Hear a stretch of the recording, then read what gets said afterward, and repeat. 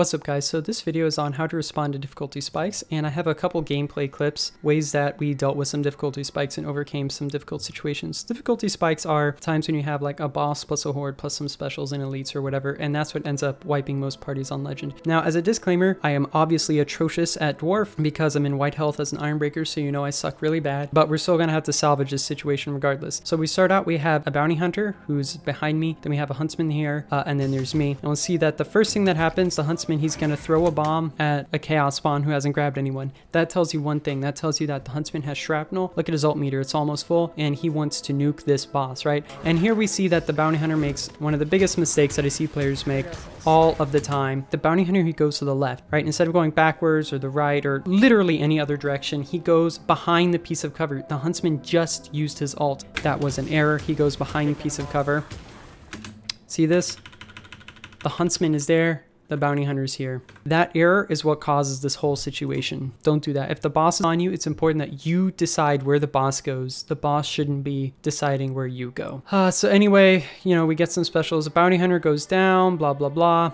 Okay, now we get some ads to spawn. Our strategy is, since the boss is aggroed on me, I'm only playing defensively. I don't take a single offensive action. My goal is to just stay alive. And what I'm gonna do is I'm gonna kite in circles while the huntsman does as much damage to the horde as possible. And once the huntsman has killed basically all the horde, then we'll go back to focusing on the boss. So that's the strategy, that's what we're doing. Everything's fine. You know, ideally we could try to be a little bit closer together, but I'm just gonna run circles around this tent. That's my plan, and I can do this all day as long as the huntsman needs. I take no risks, right? But eventually, unfortunately, our huntsman goes down because you'll see his health is pretty low. So he goes down, and so now it's now I have to start kiting. I decided to try to go for the revive. I walk towards this group of enemies, and then I walk past them. I want all of the enemies to be in one big group so that there's only one angle that I have to worry about them attacking me from. So we go, we're going, you know, we're playing safe, we're taking no risks. There are some Chaos Warriors over there. Now, I do not want to mess with these Chaos Warriors, so I decide to drop down and go on the side of them. The other thing is that I decided to kill this Blightstormer. Now, if this was a gas, you would most definitely want to keep it alive. I choose to be a little bit safe and kill the Blightstormer. I probably could have kept him alive because he's going to do damage to the enemies that are chasing me. So we go forward, you know, and oops. And so I'm not sure what the best move is here. I don't play Ironbreaker very much, and I think I make, in hindsight, I think this was most certainly a mistake, but I do it anyway. I didn't know it was a mistake. I ult, I get the witch up, I try to get him up, but I get grabbed. I thought that maybe my ultimate would prevent me from getting grabbed because I haven't really played Ironbreaker that much. Obviously, I was wrong, and I get grabbed. One thing to note about getting this guy up like this, I've basically signed this guy's death warrant, right? Like, well, there's a slim chance that he's gonna get out of here alive. It's very likely that I just killed him, but I decided to get him up anyway because that was just the choice that I made, that I was gonna go for the revive on the first circuit. You know, just be aware that that's what you're doing and that that's the most likely outcome. But like, he might be able to get an ult off, and he might even be able to escape. In fact, he almost does escape out of the situation. The boss throws me away, and he's still alive, right? He comes right here, and he only dies right here at the very end. He almost got out of that alive. And if he would have got out of it alive, that would have been a huge asset. Now, so now I go up. Again, I decide not to go up on top of here because I see those berserkers over there. So I go around the side, we go around, and we buy time. We come to a drop down, and I use my tools. The tools I have available to me, no bombs, no potions, but I do have the Drake Fires, so I pop a few Drake Fires into them. I was a little bit greedy. I took a hit to the Gromrel earlier, and I'm going to take another one right here when I Drake again. Now, if I was not playing Ironbreaker, I would not be so greedy, but I know that my Gromrel's up again right at this next drop down, and I try again.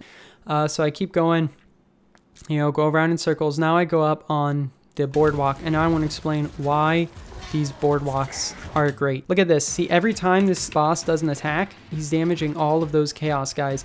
The boss has done most of the work for me, right? It's just, honestly, the best course of action probably would have been to make 2 circuits and then go for the revive, but it's not what I did. Notice I grab the ogre bomb, then I go back for the fire bomb because that's a correct choice in the scenario for reasons that we're about to get to.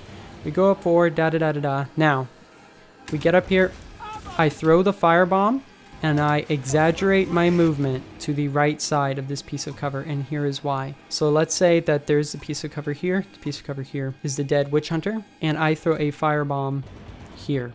My path is very intentionally like this. I want to go on this side, and the reason is simple. The enemies are going to take the most direct path to me, right? So I want the enemies to force to jump over this right here, because that buys me time, right? And then not only did I force them to jump over, I also threw them a firebomb. So now they're either going to have to path around like this, or they're going to have to path around like this, and they might jump up and jump down and get stuck in animations. If I would have not picked up the witch the first time and just made 2 circuits and then did this, I could have easily got both of them up. So that was a mistake in hindsight. But you can see, and the only things that are left alive at this point are the Chaos Warriors. I get the other guy up and you'll see that it's Chaos Warriors, and I mean, just that's pretty much it, right? And there's some more at spawn, and the Huntsman's most of the boss, and we finished the level. Alright guys, so here's another one in the same exact spot, in the same exact situation, same basic thing, a couple different tactics used. So here we're playing the same game where the boss is aggroed on me, the elf is doing DPS, I'm just surviving with aggro. But the elf goes down. As soon as the elf goes down, I bail, and my goal is to meet up with my other 2 buddies. I throw a bomb to buy a little bit of space and time, because it's very important that I meet up with my guys at a precise moment, right when they're ready for me. This guy goes down, and that kind of changes my plan a little bit, because he has, let's get a little bit closer. See, he has a group of enemies on top of him, and there's a big group of enemies behind me. So at this point, the battlefield kind of looks like this, right? Where I'm right here, there's a big group of enemies here following me. The soldier just died, and he has a big group of enemies over here. The witch hunter is over here fighting a big group of enemies. So if I go straight, I'm going to walk right into this group of enemies, and they'll probably kill me. So my best bet is to walk around the edge, to skirt around these guys, and if I have a tool, to use it to skip past them. There's the second group. The first group is behind me. And you can see the witch hunter is dealing with his own group of enemies. So what I do, I go around the side. See, I go around the side like this. I come around the side, and then look at this. Now, I have an ult available, so I ult past them, but look at that. There's 1, 2, 3, maybe 4. I just would have had to dodge past those 4 guys, and I easily could have got myself out of the situation, even without the ult. And just like that, I escaped. So I had this complicated situation with 3 groups of enemies, and in just that one maneuver, we get down to a single group of enemies. And then you'll see we're going to walk across this bridge. We'll turn around now. There's a single group of enemies. We choose to do some DPS in a very intentional location. The location we look at is something like this. Like, there's a wall here, there's like some wall over there, there's a huge group of enemies, and there's some enemies here. These are the ones that the witch hunter was fighting. All right, so now the witch hunter is standing right about here. He's shooting his range, pew pew pew. I am standing very intentionally right here in this spot. The reason I'm standing here is because this guy, you know, he's just gonna come up on foot, so I have to fight these 3 guys at the same time. But these guys, the shortest path is over this wall, so they're gonna come, jump over the wall, and then come, jump over the wall, and then come. It's all about buying time. And so you're gonna see them right there. See those guys? There they are. They're jumping over the wall. That's where I'm standing, right where I am. And that technique probably cut the density. It probably took about 1/3 off of the density. So we still, so we do a fighting retreat. We're still DPSing, and now we go up to the top. There gets to be a lot. We come up here to the top. This is something I see people kind of make mistakes in, and I think the witch hunter jumps down a little bit too early. Our goal is very clear. We want to get as many enemies up above this little ledge as possible, so that as many jump down as possible. See, the witch hunter, you jump down a little bit too early. If you would have waited maybe 2 more seconds, if those 4 guys were a meter over here, they would now be in the jump down animation. But right now they're in front of me. You kind of want to linger in situations like that, because you want to get as many up there as you can. Again, more fighting retreat. We're playing with the angles. We come down here. I make an error. I go down.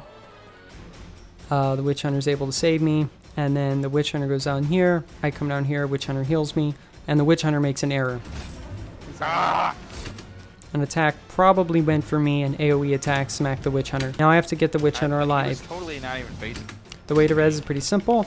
I wait around here. I want him to come over here. Very good. I leave line of sight. He crawls up, walks around, and that's how I get him up with 0 risk whatsoever. So now more DPSing, and now another horde is going to spawn. And again, we're going to do, oh, I'm sorry, the special spawn. I realize that there's no way I'm going to get him, so I bail. Now the number 1 threat is at Packmaster, so now I'm going to do this big, kind of complicated maneuver.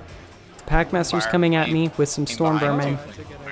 We wait very intentionally. We bait this Packmaster alone. Nothing that can go wrong. I can eliminate the biggest threat. Okay, now we just continue to kite, right? Kite, kite, kite, kite, kite. We run around in circles, blah, blah, blah.